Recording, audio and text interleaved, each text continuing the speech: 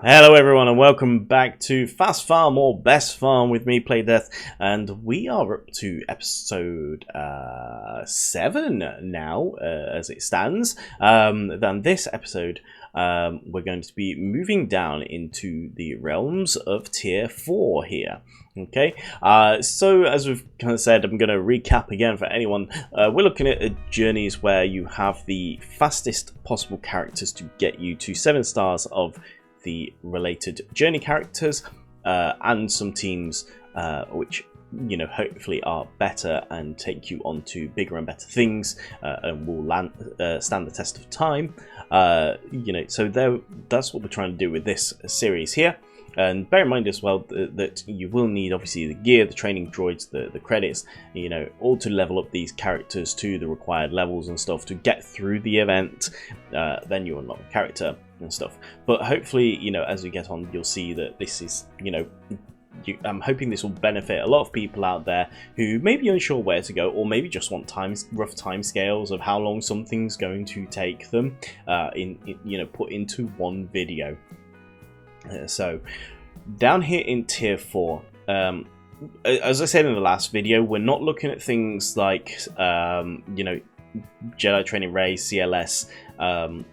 We've looked at the things that feed into them, but they don't have obviously those other options. For example, like the ones we're looking at where they have multiple team options. That's what we're trying to do. I could do a separate video on, okay, go farm R2-D2, it's going to take you this long. Go farm these characters, it will take you this long. If that's something you're interested in, I could do that, but I'm trying to stay away from that until we hit the Galactic Legends, because with the Galactic Legends you do have so many options of, especially with the beginning pathways of where to go. So here we are in tier 4. So the first one in tier 4 we're going to look at here is Chewbacca. So Chewbacca requires bounty hunters to unlock him, and we need those bounty hunters to get up to 7 stars. And so we're going to have a look at what the requirements are there and have a look at the teams that I've got for you lot here that should unlock. And as things go, this is a pretty fast team to get unlocked actually. So with this one we're leading with Dengar because his leader ability to get the contract is fairly easy, damaging the healthiest enemy, so it makes a good lead. I'm not, it's one of those ways, like I'm trying to obviously give you something with these fastest, even though they're not great, but these bounty hunters are all good anyway. Like this is probably, apart from like the Phoenix one, this is probably one of the better fastest starting teams to get there. So if we look at Dengar, also Dengar now being the pilot of Punishing One, is also very happy, and this just became farmable as of recording, the other day recording this video. So Dengar is available in the guild store. So your lovely raid currency that you're going to get is going to go towards Dengar. You can top him up here with some guild activity currency, but yeah, it's going to be nice and quick. Just over 8 days to get him to 7 star. Super quick. Zam, similar thing. Now she is also going to need the guild store currency. So you don't know if you want to start with Zam first, keep your eye on the guild activity store for Dengar, grab that when you can, and then move on to Dengar. Leave that up to you. Either way, it's going to take you 8 and a bit days for Zam, so you're obviously looking at about a couple of weeks, just over, to get both of them up to 7 star. And with regards to the rest of the characters here, we have Mando here, who is available in Galactic War. 1200 currency a day available for Galactic War, and that gives us 30 shards a day, so 11 shards. You can obviously use some of this energy here. No one needs the energy, so you could use it because all these 3 characters, as you'll see, we've got Cad Bane, who is only available in the Galactic War store. So you probably want to do Cad Bane first, get him done out of the way, and then you can worry about where else you're going to farm stuff. Also, Pilot of Xanadu Blood. And Grief, yet another one available in the Galactic War Store. Okay, so you've got 3 characters that need Galactic War currency, and you have 2 of those characters who need energy. So you could have, you know, it will take 11 days each, which if you just use Galactic War Store currency, it'd take you 33 days in total to get all 3 characters to 7-star, which is nothing to be sniffed at when you haven't had to spend energy on anything else. You know, you've just spent the currency that you get in the game for doing things. And as I say, it took about 17 days, just under, to get Dengar and the Zam. Okay, but obviously you could try and, you know, if you wanted to do a Mando farm here, Beskar Armor Mando, you could farm Grief, which is what I'm currently doing on my free-to-play. Is I've actually finished farming Grief, but rather than spending the currency here or here, I've been using this node exclusively because I wanted to get IG-11 shards at the same time as doing Grief shards. You could have the same arguments here, but the problem is the Y-Wing only getting 1 shard. It's, you know, ships being single shard farmable for 20. You know, there's better fleet nodes that you want to be spending money on, and the Y-Wing can get up to 5 stars for free now as well. So not as much of a priority. But there you go, that's what you can do with that. And as we said with Mando, you can do a similar thing with Mando, but it's only Mando available. So there you go. Maybe you do Grief on the node and do Cad Bane and Mando on Galactic War. Who knows? That's completely up to you guys. But 33 days is the bare minimum to get these 3 up all to 7-star. But that's not bad, is it, really, to get a tier, you know, something that, let's just go back to the journey guys a second. If you consider that they put this, you've got to be at 1.5 million GP. These aren't really relevant anymore, and on maybe some of them need moving around, because I think, like, Chewbacca could probably come down because you don't need that much GP for Chewbacca now. I think maybe when he initially came out, maybe. So yeah, so I think, you know, that's the way the way the game has progressed. So with regards to best team number 1, this is probably the team you're going to see a lot of, the most recommended in places, because you've got pilots here for Executive Fleet and Millennium Falcon as well. This takes you into Chewbacca, leads very nicely into Millennium Falcon, Chewbacca the pilot to the Falcon, and you need bounty hunter ships, which you need the pilots for, and all these pilots can be used for the Millennium Falcon unlock. So this is probably the best team of the teams here to use and to get unlocked, should I say. So we'll skip over Dengar and Cad Bane, as we've already spoken about them, but we'll go to Bossk, who needs Houndstooth in his fleet as well. You know, very, very good ship, but he is also going to take you the longest to farm of the 5 here. He is on a normal node, dark side node, hard node, should I say, not normal. No, but normal energy is what I mean.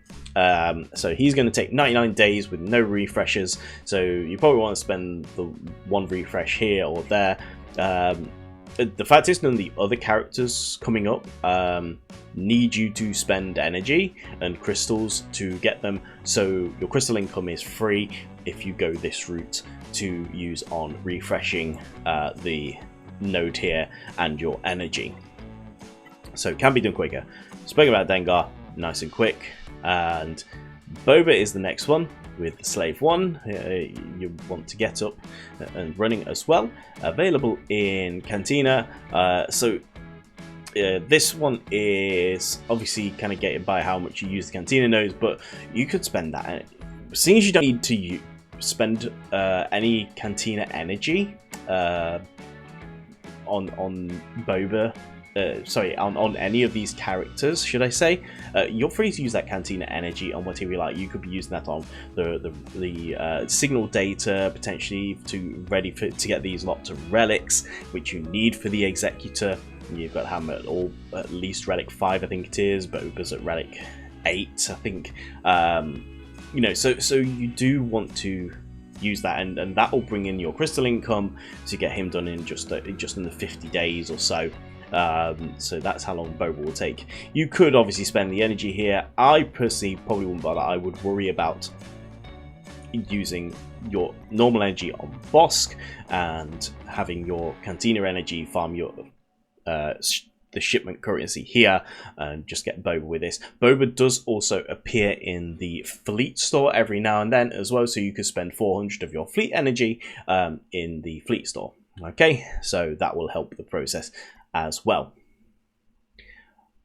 On to the next one, and final one for this team, because we've already looked at Cad Bane, so we're looking at IG-88 here, who is available in the squad arena, only available here. Get in the top 1,000, get 400 of this currency a day, 33 days, done dusted, there you go. IG-88 is done. So Boba is going to take you the longest. I do think, I can't remember, I think you get some bonus shards here and them from here and there, should I say. So, and I can't remember, I can't remember if you get some achievement stuff for him. I think you might do, but regardless, it's still not that bad of a farm. The Bosk is the one that's going to hold you back, so as I said, I would be using crystal refreshers on Bosk's node at least once, maybe twice a day, with refreshers to your energy as well as needed. On to our best team, number 2. Now, this is a team I didn't want to do repeats and stuff, and I was looking through it, and so this is a team that will... all these characters are required to farm Jabba the Hutt.